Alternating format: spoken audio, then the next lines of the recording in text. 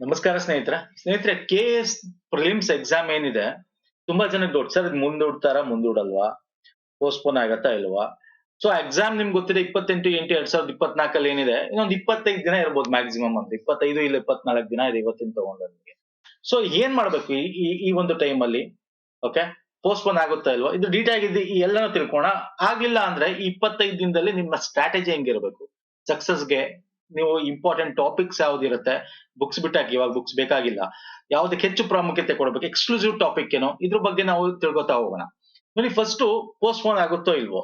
ಇನ್ನೂ ಕೂಡ ತುಂಬಾ ಜನ ಓಕೆ ವಿಧಾನಸಭಾ ಸದಸ್ಯರು, ವಿಧಾನ ಪರಿಷತ್ ಸದಸ್ಯರು, ಲೋಕಸಭಾ ಸದಸ್ಯರು ಕೆಪಿಎಸ್ಸಿಗೆ ಪತ್ರ ಬರೀತಾನೆ. ನೋಡಿ, ಈಗ ವಿಠಲ್ ಎಸ್ ಹಲೆಗೇಕರ್ ಶಾಸಕರು ಖಾನಾಪುರದವರು, ಅವರು ಕೂಡ ಕೆಪಿಎಸ್ಸಿಗೆ ಪತ್ರ ಬರೆದಿದ್ದಾರೆ.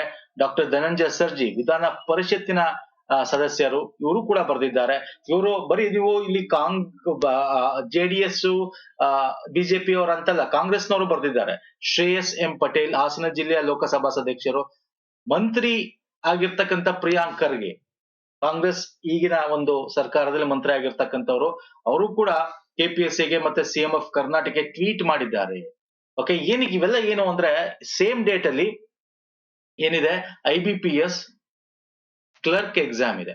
ಕ್ಲರ್ಕ್ ಎಕ್ಸಾಮ್ಗೂ ಕನ್ನಡದಲ್ಲಿ ಬರೆಯೋ ಅವಕಾಶ ಇರೋದ್ರಿಂದ ಸೊ ಕನ್ನಡಿಗರಿಗೆ ಹೆಲ್ಪ್ ಆಗ್ಲಿ ಅಂತ ಪೋಸ್ಟ್ಪೋನ್ ಮಾಡಿ ಅಂತ ಕೇಳ್ತಾರೆ. ಬಟ್ ಇವೆಲ್ಲರ ನಡುವೆ ವಿಧಾನಸಭಾ ಒಂದು ಏನೋ ಅಧಿವೇಶನ ನಡೀತು, ಅಲ್ಲೂ ಕೂಡ ಮುಖ್ಯಮಂತ್ರಿಗಳಿರೋ ಅವತ್ತೆಲ್ಲ ನಡೆಯುತ್ತೆ ಅಂತ even KPSC even Kota Srinivas Poojari member of parliament Udupi Chikkamagaluru, ಅವರು ಕೂಡ ಕೆಪಿಎಸ್ಸಿಗೆ ಪತ್ರ ಬರೀತಾರೆ.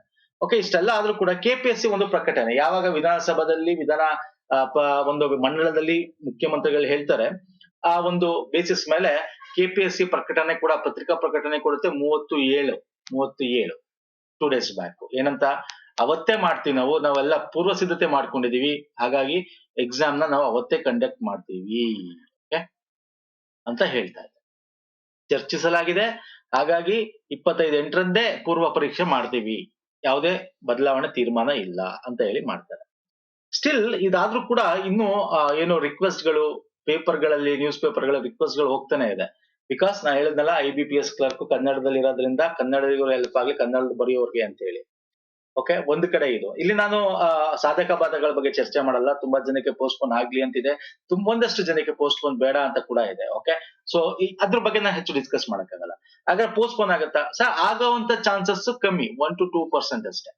ಮ್ಯಾಕ್ಸಿಮಮ್ ಇದೇ ಡೇಟ್ ಅಲ್ಲಿ ನಡೀತಕ್ಕಂಥದ್ದು ಎಕ್ಸಾಮ್. ಓಕೆ, ಸೊ ಯಾವಾಗ ಆಗುತ್ತೆ, ಈಗಲೇ ಮುಖ್ಯಮಂತ್ರಿಗಳು ಅವರ ಒಂದು ಇದ್ರಲ್ಲೇ ತುಂಬಾ ಬ್ಯುಸಿ ಇದ್ದಾರೆ. ರಾಜ್ಯಪಾಲರ ಮುಖ್ಯಮಂತ್ರಿ ಅವರ ಒಂದು ಚೇರು, ಪ್ರಾಸಿಕ್ಯೂಷನ್ಸ್ ಇದ್ರ ಬಗ್ಗೆ. ಸೊ ಹಾಗಾಗಿ ಡೌಟ್ ಇದೆ ಪೋಸ್ಟ್ಪೋನ್ ಆಗೋದು. ಅಕಸ್ಮಾತ್ ಹಿಂಗೆ ಪ್ರೆಷರ್ ಬರ್ತಾ ಇದ್ರೆ ಎಲ್ಲಾ ಕಡೆಯಿಂದ, ಎಲ್ಲ ಒಂದು ಎಲೆಕ್ಟೆಡ್ ಮೆಂಬರ್ಸ್ ಇಂದ ಕೆಪಿಎಸ್ಸಿಗೆ ಮತ್ತೆ ಮುಖ್ಯಮಂತ್ರಿಗಳಿಗೆ ಪ್ರೆಷರ್ ಬಂದ್ರೆ ಮೋಸ್ಟ್ ಅವ್ರಿಗೆ ಏನ್ ಕೇಳ್ತಾ ಇದಾರೆ ಅಂದ್ರೆ 1 ಡೇಟು ಆ ಕಡೆ ಈ ಕಡೆ ಮಾಡಿ ಅಂತ ಕೇಳ್ತಾ ಇರೋದು ಅಷ್ಟೇ. ಆ ದಿನ ಸೇಮ್ ಎಕ್ಸಾಮ್ ಇರೋದ್ರಿಂದ ಮಾಡಿ ಅಂತ ಕೇಳ್ತಾ ಇದಾರೆ ಅಷ್ಟೇ. ಸೊ ಹಾಗಾಗಿ ಮೋಸ್ಟ್ ಪ್ರಾಬಲಿ ಮಾಡಿದ್ರೆ 1 ವೀಕ್ ಮುಂದೆ ಹೋಗ್ಬೋದು, ಅಥವಾ 50 ಡೇಸ್ ಮುಂದೆ ಹೋಗ್ಬೋದು ಮ್ಯಾಕ್ಸಿಮಮ್ ಅಂದ್ರೆ ಅಷ್ಟೇ. ಅಥವಾ ಆಗದೇನೂ ಇರ್ಬೋದು, ನೋಡೋಣ. ಆಗುವಂತ ಚಾನ್ಸಸ್ ಕಮ್ಮಿ. ಆದ್ರೆ ನಾನು ಹೇಳ್ತಾ ಇದೀನಲ್ಲ, ಕೊನೆ ಮೂಮೆಂಟ್ ಅಲ್ಲಿ ಆಗ್ಬಹುದು ಆದ್ರೂ ಕೂಡ. ಓಕೆ, ಯಾಕಂದ್ರೆ ತುಂಬಾ ಪ್ರೆಷರ್ಸ್ ಇದೆ ಚೇಂಜ್ ಮಾಡಬೇಕು ಅಂತ ಎಲೆಕ್ಟೆಡ್ ಮೆಂಬರ್ಸ್ ಗಳಿಂದಾನೇ ಪ್ರೆಷರ್ಗಳಿದೆ. ಸೊ ಹಾಗಾಗಿ ಸೊ ಇನ್ನು ಆಗಲ್ಲ ಅಂತ ಅನ್ಕೋಣ. ಓಕೆ, ಆಸ್ ಪರ್ ದಿಸ್ ಪ್ರಕಟಣೆ ಕೆಪಿಎಸ್ಸಿ ಅಂತ ಆಗಲ್ಲ, 99% ಆಗಲ್ಲ. ಓಕೆ, 100% ಅನ್ಕೊಳ್ಳೋದು ಬೇಡ, 99%. ಸೊ ಮ್ಯಾಕ್ಸಿಮಮ್ ಪರ್ಸೆಂಟ್ ಇರೋದು ಆಗಲ್ಲ. ನೀವು ಇದಕ್ಕೆ ರೆಡಿ ಆಗಿರ್ಬೇಕೀಗ. ಸೊ ಅಟ್ ಪ್ರೆಸೆಂಟ್ ನೀವು 25ಕ್ಕೆ ನಡೆಯುತ್ತೆ ಅಂತ ರೆಡಿ ಆಗಿರಿ. ಸೊ ಹಾಗಾಗಿ ಏನ್ ಮಾಡ್ಬೇಕು ಸರ್? ನೋಡಿ, ನಿಮ್ಗೆ ಪೇಪರ್ 1 ಪೇಪರ್ 2 ಇರ್ತಕ್ಕಂಥ ನಿಮ್ಗೆ ಗೊತ್ತಿದೆ ಪ್ರಿಲಿಮ್ಸ್ ಎಕ್ಸಾಮ್. ಈಗ ಸಿಲೆಬಸ್ ಬಗ್ಗೆ ನಾನು ಡಿಸ್ಕಸ್ ಮಾಡಕ್ ಹೋಗಲ್ಲ. ಪೇಪರ್ 1 ಅಲ್ಲಿ ಹೆಚ್ಚಾಗಿ ನಿಮ್ಗೆ ಭಾರತದ್ದು related GK, world related GK ಕೇಳ್ತಾನೆ. ರಾಷ್ಟ್ರೀಯ ಮತ್ತು ಅಂತಾರಾಷ್ಟ್ರೀಯ ಒಳಗೊಂಡಂತೆ ಜನರಲ್ ಸ್ಟಡೀಸ್ ಇರ್ತಕ್ಕಂಥದ್ದು. ಓಕೆ, ಅದನ್ನ ಕೇಳ್ತಾನೆ. ಪೇಪರ್ 2 ಅಲ್ಲಿ ನಿಮಗೆ ಹೆಚ್ಚಾಗಿ science related, economy, science and technology, environment ಮತ್ತೆ ಮೆಂಟಲ್ ಎಬಿಲಿಟಿ ರಿಲೇಟೆಡ್ ಬರ್ತಕ್ಕಂಥ ಸಿಲೆಬಸ್ ಇದೆ. ಈ ಸಿಲೆಬಸ್ ಹೆಚ್ಚಾಗಿ ಡಿಸ್ಕಸ್ ಮಾಡ್ಬೋದು. ನೋಡಿ, ಪೇಪರ್ 1 ಅಲ್ಲಿ ನೀವು ವರ್ಲ್ಡ್ ರಿಲೇಟೆಡ್ ಇದ್ರು, ಇಲ್ಲಿ ವರ್ಲ್ಡ್ ರಿಲೇಟೆಡ್ ನಿಮ್ಗೆ ಮ್ಯಾಪ್ ಬೇಸ್ಡ್ ಕ್ವಶನ್ ಬರುತ್ತೆ. ಮ್ಯಾಪ್ ಬೇಸ್ಡ್ ಕ್ವಶನ್ ಅದನ್ನ ಹೆಚ್ಚಾಗಿ ಓದ್ಬೇಕು, ಮ್ಯಾಪ್ ಬೇಸ್ಡ್ ಕ್ವಶನ್ಸ್. ಓಕೆ, ಮತ್ತದು ಒಂದಷ್ಟು ವರ್ಲ್ಡ್ ರಿಲೇಟೆಡ್ ಏನೋ ಟ್ರೈಬ್ಸ್ ಏನ್ ಪ್ರಮುಖವಾಗಿ ಎಲ್ಲೆಲ್ಲಿ ಸಿಗುತ್ತೆ ಟ್ರೈಬ್ಸ್ ಗಳು. ಓಕೆ, ಇಂಥದ್ದು ಮತ್ತೆ ಯಾವ್ದಾರ ಇಂಪಾರ್ಟೆಂಟ್ ಆಗಿರ್ತಕ್ಕಂಥ ನ್ಯೂಸ್ ಅಲ್ಲಿ ಇದ್ರೆ ಆ ಒಂದು ಪ್ಲೇಸು, ಅದು ಇಂಥದ್ದು ಎಕ್ಸಾಮ್ ಅಲ್ಲಿ ಕೇಳ್ತಾನೆ. ಪ್ರಿಲಿಮ್ಸ್ ಅಲ್ವಾ, ಹಾಗಾಗಿ ಇಂಥದ್ದು ಹೆಚ್ಚಾಗಿ ಎಕ್ಸಾಮ್ ಅಲ್ಲಿ ಕೇಳ್ತಾನೆ. ಸಿಲೆಬಸ್ ಬಗ್ಗೆ ಇಲ್ಲಿ ಡಿಸ್ಕಸ್ ಮಾಡಕ್ ಹೋಗಲ್ಲ, ಯಾವ ಪೇಪರ್ ಅಲ್ಲಿ ಏನಿದೆ ಅಂತ, ಯಾಕಂದ್ರೆ ನಾವು ಎಕ್ಸಾಮ್ ಹತ್ರದಲ್ಲಿದ್ದೀವಿ. ಸೊ ಹಾಗಾಗಿ ಇಂಪಾರ್ಟೆಂಟ್ ಏನ್ ಡಿಸ್ಕಸ್ ಮಾಡಬೇಕು ಈ 25 ಡೇಸ್ ಅಲ್ಲಿ 20 ಡೇಸ್ ಅಲ್ಲಿ ಅಂತ ತಗೊಂಡ್ರು ಕೂಡ ಅಂದ್ರೆ ಇಲ್ಲಿ ರಿವಿಷನ್ಸ್ ಇಸ್ ವೆರಿ ಇಂಪಾರ್ಟೆಂಟ್.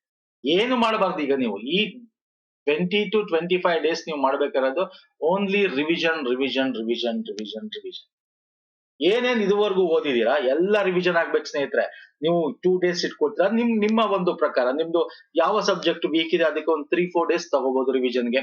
ಯಾವ್ದು ನಿಮ್ಗೆ ಸ್ಟ್ರಾಂಗ್ ಇದ್ರೆ ಅದು 1 or 2 ಡೇಸ್ ರಿವಿಷನ್ ಮಾಡ್ಕೋಬಹುದು. ಬಟ್ ಏನೇ ಮಾಡ್ಕೊಂಡು ನೀವು ಈ 20-25 ಡೇಸ್ ಅಲ್ಲಿ ನೀವು ರಿವಿಷನ್ ರಿವಿಷನ್ ರಿವಿಷನ್ ಮಾಡ್ಬೇಕಾಗುತ್ತೆ. 2 ಸಲ ಮಿನಿಮಮ್ ರಿವಿಷನ್ ಮಾಡಿದ್ರೆ ನಿಮ್ಗೆ ನೆನಪಲ್ಲಿ ಉಳ್ಕೊಳ್ಳುತ್ತೆ.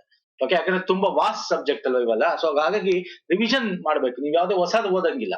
ಓಕೆ, ಸೊ ಇಲ್ಲಿ ಇತಿಹಾಸ ಭೂಗೋಳ ಅಂತ ಬಂದಾಗ ನೀವು ಹೆಚ್ಚಾಗಿ ಈಗ ರಿವಿಷನ್ ಅಂದಾಗ ಈಗ ಎಲ್ಲ ಸಿಲೆಬಸ್ ರಿವಿಷನ್ ಪಾಯಿಂಟ್ಸ್ ಮಾಡ್ಕೊಂಡಿರೋ ಮಾಡ್ತೀರಾ. ನೋಟ್ಸ್ ಇದ್ದಾಗ ತುಂಬಾ ಕಷ್ಟ ಸರ್ ಎಲ್ಲ ರಿವಿಷನ್ ಮಾಡಕ್ಕೆ. ಅಂದ್ರೆ ನಾನು ಇದೊಂದಷ್ಟು ಇಂಪಾರ್ಟೆಂಟ್ ಟಾಪಿಕ್ ಕೊಡ್ತೀನಿ ಯಾವ್ದ್ರಿಂದ ಹೆಚ್ಚು ಕ್ವಶನ್ಸ್ ಬರ್ಬೋದು ಅಂತ. Okay, as per the previous year question paper ಅದು ಇದು ಎಲ್ಲ ನೋಡಿದ್ರೆ, ಬೇಸಿಕ್ ಟ್ರೆಂಡ್ಸ್ ಗಳನ್ನ ನೋಡಿದ್ರೆ ಇತಿಹಾಸದಲ್ಲಿ ಆಧುನಿಕ ಮತ್ತು ಪ್ರಾಚೀನ ರಿವಿಷನ್ ಜಾಸ್ತಿ ಮಾಡ್ಕೊಳ್ಳಿ ಮಧ್ಯಕಾಲೀನ ಇತಿಹಾಸಕ್ಕಿಂತ. ಓಕೆ, ಹಿಸ್ಟ್ರಿ ಭೂಗೋಳದಲ್ಲಿ ಭಾರತ ಕರ್ನಾಟಕ ಮತ್ತೆ ಮ್ಯಾಪ್ ಬೇಸ್ಡ್ ಅಥವಾ ನ್ಯೂಸ್ ಅಲ್ಲಿ ಇರ್ತಕ್ಕಂತ ಒಂದು ಪ್ಲೇಸಸ್ ನಾವು ಮಾಡಿದೀವಿ 1-2-3 ವಿಡಿಯೋ, ಅಥವಾ ನಾವು ಕರೆಂಟ್ ಅಫೇರ್ ಅಲ್ಲಿ ಕವರ್ ಮಾಡ್ತಾ ಇದೀವಿ. KS ಗೆ ಸಪರೇಟ್ ಕರೆಂಟ್ ಅಫೇರ್ ಮಾಡ್ತಾ ಇದೀವಿ. ರಿವಿಷನ್ ಸೀರೀಸ್ ಒಂದು ವರ್ಷದ 500 ಪ್ರಶ್ನೆಗಳ ಸರಣಿ ಅಂತ. ಸೊ ಅಲ್ಲಿ ನಾವು ಮ್ಯಾಪ್ ಬೇಸ್ಡ್ ಆಗಿರ್ಬೋದು ಎಲ್ಲಾನು ಕೂಡ ಡಿಸ್ಕಸ್ ಮಾಡ್ತಾ ಇದೀವಿ. ಸೊ ಹಾಗಾಗಿ ಇದನ್ನ ಹೆಚ್ಚಾಗಿ ನೀವು ರಿವಿಷನ್ ಮಾಡ್ಕೋಬೇಕಾಗುತ್ತೆ. ಎಸ್ಪೆಷಲಿ ಮ್ಯಾಪ್ ಬೇಸ್ಡ್ ನ್ಯೂಸ್ ಅಲ್ಲಿ ಇರ್ತಕ್ಕಂಥ ಪ್ಲೇಸಸ್ಗಳು. ಓಕೆ, ವರ್ಲ್ಡ್ ಸಂಬಂಧಪಟ್ಟದ್ದು ನೋಡೋದಾದ್ರೆ ಭಾರತ ಕರ್ನಾಟಕದ್ದು ಪ್ರಮುಖವಾದ ಪಾಯಿಂಟ್ಸ್ ಗಳು ನೀವು ಮಾಡಲಿ. ನದಿಗಳ ಬಗ್ಗೆ ಮಾಡ್ಬೇಕಾಗುತ್ತೆ, ಎಸ್ಪೆಷಲಿ ಈಗ ವೆಸ್ಟರ್ನ್ ಘಾಟ್ಸ್ ನೋಡಿ. ಯಾವ್ದು ಇವಾಗ ತುಂಬಾ ಸುದ್ದಿಯಲ್ಲಿದೆ, ವೆಸ್ಟರ್ನ್ ಘಾಟ್ ಸುದ್ದಿಯಲ್ಲಿದೆ. ಕೇರಳದಾಗಿರ್ಬೋದು, ಇದು ಈಗಾಗಿರ್ಬೋದು ಅಂತಲ್ಲ, 1-2 ತಿಂಗಳಿಂದನೂ ಕೂಡ ನಡೀತಾ ಇದೆ. ಮತ್ತೆ ಇದು ಯಾವಾಗಲೂ ಹಾಟ್ ಟಾಪಿಕ್, ಪ್ರತಿ ವರ್ಷ ಕೂಡ ಆಗ್ತಕ್ಕಂಥದ್ದು. ಹಾಗಾಗಿ ವೆಸ್ಟರ್ನ್ ಘಾಟ್ಸ್ ಪಶ್ಚಿಮ ಘಟ್ಟಗಳು ಅಂತ ಕರಿತೀವಿ ಅಲ್ವಾ, ಪಶ್ಚಿಮ ಘಟ್ಟಗಳ ಬಗ್ಗೆ. ಓಕೆ, ಸೊ ಇದ್ರ ಬಗ್ಗೆ ನಾರ್ತ್ ಈಸ್ಟ್ ಬಗ್ಗೆ. ಸೊ ಇಂಥದ್ದು ಹೆಚ್ಚಾಗಿ ಭೂಗೋಳದಲ್ಲಿ ನೀವು ನೋಡ್ಕೋಬೇಕಾಗತ್ತೆ. ಸಂವಿಧಾನಕ್ಕೆ ಬಂದ್ರೆ ಸರ್, ಸಂವಿಧಾನದ ಪ್ರಮುಖವಾಗಿ ಟಾಪಿಕ್ಸ್ ನೋಡಿದ್ರೆ ಇಲ್ಲಿ ನಾನು ಶಾರ್ಟ್ ಆಗಿ ಕೊಟ್ಟಿದ್ದೀನಿ. Recent amendment ಬಿಲ್ಸ್ಗಳು. ಓಕೆ, ನಿಮ್ಗೆ ಗೊತ್ತು ನಾರಿ ಶಕ್ತಿಗೆ ಸಂಬಂಧಪಟ್ಟಂತೆ ರಿಸರ್ವೇಶನ್ ವುಮೆನ್ ಗಾಗಿರ್ಬೋದು. ಓಕೆ, ಪ್ರಮುಖವಾಗಿ CAA ಬಿಲ್, ಪೌರತ್ವದ ಒಂದು ಏನು ರೂಲ್ಸ್ ಗಳು ತಂದ್ರು, ಅದು ಅಮೆಂಡ್ ಆಗಿತ್ತು ಅಲ್ವಾ, ತಿದ್ದುಪಡಿ ಮಾಡಿ ಅದು ರೂಲ್ಸ್ ಗಳು ಇವಾಗ ರೀಸೆಂಟ್ ಆಗಿ ಎಲೆಕ್ಷನ್ ಮುಂಚೆ ರೂಲ್ಸ್ ಗಳು ತಂದ್ರು ಅಲ್ವಾ, ಅದು ನೋಡ್ಕೋಬೇಕು. ಮೂಲಭೂತ ಹಕ್ಕು ಎವರ್ ಗ್ರೀನ್ ಚಾಪ್ಟರ್ ಅದು ಪ್ರತಿ ಎಕ್ಸಾಮ್ ಅಲ್ಲಿ ಕೇಳ್ತಾನೆ, ಅದು ನೋಡ್ಕೋಬೇಕು. ಎಸ್ಪೆಷಲಿ ರಾಜ್ಯಪಾಲರದು ಈ ಸಲ ತುಂಬಾ ನೋಡ್ತೀವಿ. ರಾಜ್ಯಪಾಲ ವೆರಿ ಇಂಪಾರ್ಟೆಂಟ್ ಸರ್, ರಾಜ್ಯಪಾಲರು. ಓಕೆ, ಪಕ್ಷಾಂತರ ನಿಷೇಧ ಕಾಯ್ದೆ, ರಾಜ್ಯ ಸರ್ಕಾರ ಕೇಂದ್ರ ಸರ್ಕಾರ, ಎಸ್ಪೆಷಲಿ ರಾಜ್ಯಪಾಲರಿಗೂ ಯಾಕೆ ಹೇಳ್ತೀನಿ ಅಂದ್ರೆ ನೋಡಿ, ತಮಿಳುನಾಡಲ್ಲಿ ರಾಜ್ಯಪಾಲರು ಮತ್ತೆ ಮುಖ್ಯಮಂತ್ರಿಗಳ ಒಂದು ತಿಕ್ಕಾಟ ಆಗಿರ್ಬೋದು.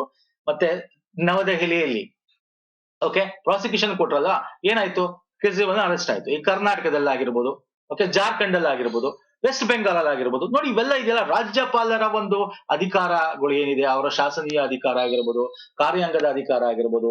ಓಕೆ, ಈ ಒಂದು ಎಕ್ಸ್ಕ್ಲೂಸಿವ್ ಅವ್ರಿಗಿರ್ತಕ್ಕಂಥ ಒಂದು ಅಧಿಕಾರಗಳಾಗಿರ್ಬೋದು. ಓಕೆ, ನ್ಯಾಯಾಂಗದ ಅಧಿಕಾರಗಳಾಗಿರ್ಬೋದು. ಇಂಥದ್ದು ಹೆಚ್ಚಾಗಿ ನೋಡ್ಕೊಳ್ಳಿ. ಎಕ್ಸಾಮ್ ಅಲ್ಲಿ ಇಂಥದ್ದು ಮೋಸ್ಟ್ ಟಾಪಿಕ್ ಬರ್ತಕ್ಕಂಥದ್ದು. ನಾನು ಈ ಏನು ಅಂದ್ರೆ ಎಲ್ಲ ರಿವಿಷನ್ ಮಾಡ್ಬೇಕು ಅಂತಲ್ಲ, 20-25 ಎಲ್ಲ ನೀವು ಕಂಪ್ಲೀಟ್ ಟಾಪಿಕ್ ರಿವಿಷನ್ ಮಾಡಕ್ಕಾಗುತ್ತೆ. ಎಷ್ಟಾಗತ್ತೆ ಅಷ್ಟು ಮಾಡ್ಬೇಕು. ಅದರಲ್ಲಿ ಯಾವುದು ಹೆಚ್ಚು ಒತ್ತು ಕೊಟ್ಟು ಮಾಡ್ಬೇಕು ಅಂತ ಹೇಳ್ತಾ ಇದೀನಿ. ಅಂತದ್ದು ಎಕ್ಸಾಮ್ ಅಲ್ಲಿ ಈಗಿನ ಕರೆಕ್ಟ್ ಟ್ರೆಂಡ್ಸ್ ಪ್ರಕಾರ ಇಂಥದ್ದು ಎಕ್ಸಾಮ್ ಅಲ್ಲಿ ಬರುತ್ತೆ ಸ್ನೇಹಿತರೆ. ಇನ್ನು ಅರ್ಥಶಾಸ್ತ್ರ ಅಂತ ತಕ್ಷಣ ಬೇಸಿಕ್ ಬುಕ್ಸೇ ಓದಬೇಕಾಗಿಲ್ಲ. ಇವಾಗ ರಿವಿಷನ್ಸ್ಗೆ ನೀವು ಬೇಸಿಕ್ ಬೇಕಾಗಿಲ್ಲ. Current affairs, budget, economics most of. ಈಗ ನಾನು ಇತ್ತೀಚೆಗೆ ನೋಡಿ KPSC ಇತ್ತೀಚೆಗೆ ಒಂದು AC ಸ್ಯಾಡ್ ಎಕ್ಸಾಮ್ ಆಯ್ತು. ಹೆಂಗಿತ್ತು ಕ್ವಶನ್ ಪೇಪರ್ ನೀವೇ ನೋಡ್ಕೊಳ್ಳಿ.